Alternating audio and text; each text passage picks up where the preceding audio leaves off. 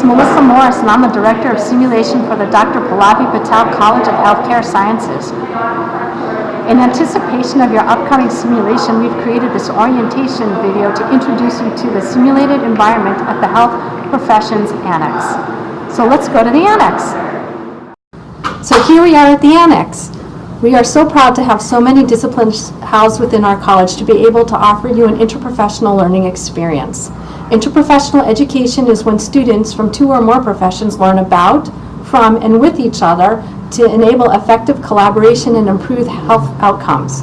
When multiple health workers from different professional backgrounds work together, there's a higher level of cooperation, coordination, and collaboration, all working towards the goal to deliver high-quality, patient-centered care.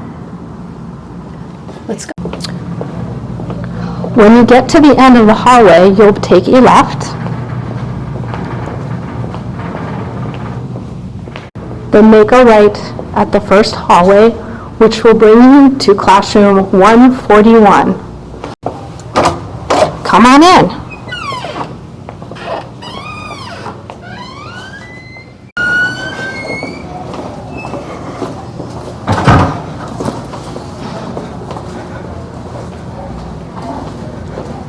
The scenario will take place in room 143.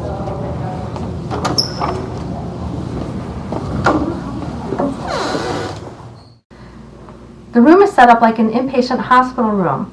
You'll notice a bed, a sink, and at the back, a window. Here in the corner is the med dispensing system.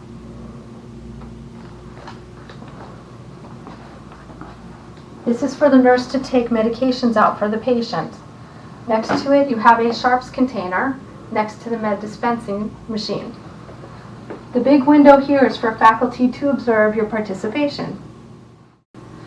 The AV operations are all behind this window. It's also where the blood pressure and all the other vital signs are.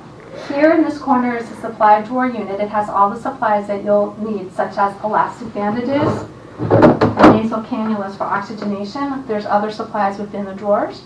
You will find the urinals and the bedpans within these drawers as well, and even some spare linens if needed.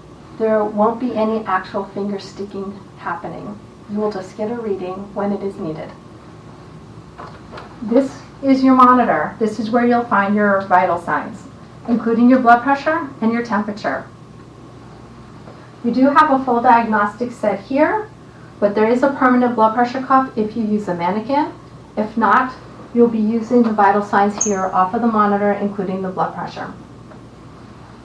Moving over to the bed, in order for the rails to go up and down, you would pull out the yellow tab and push back, and it will go down or up, whichever direction you wanted it to go in. You can also control the height of the bed here on the side, and you can lift the head or the foot, or put it down as well. There's also controls here on the end of the bed. You can also control the head of the bed and the height of the bed, and the controls here at the end of the bed. And when you do make the head of the bed go up, you'll notice that it'll tell you how many degrees it is here on the readout. That includes the foot as well. We like to leave it flat.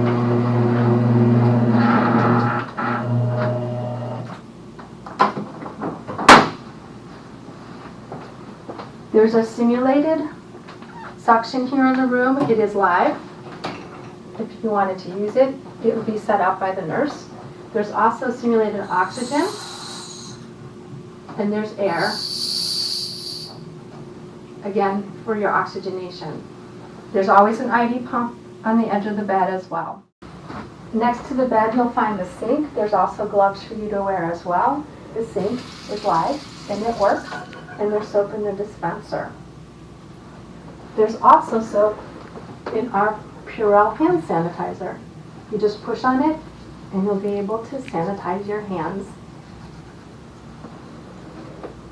There's a phone, which when you press speaker, it's labeled with the different departments. So just push whichever department you're looking for and you will reach that department.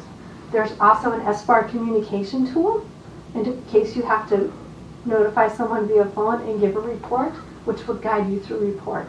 There's also a clock on the wall because we do everything in real time. So that's the patient's room. We're looking forward to seeing you for your simulation experience.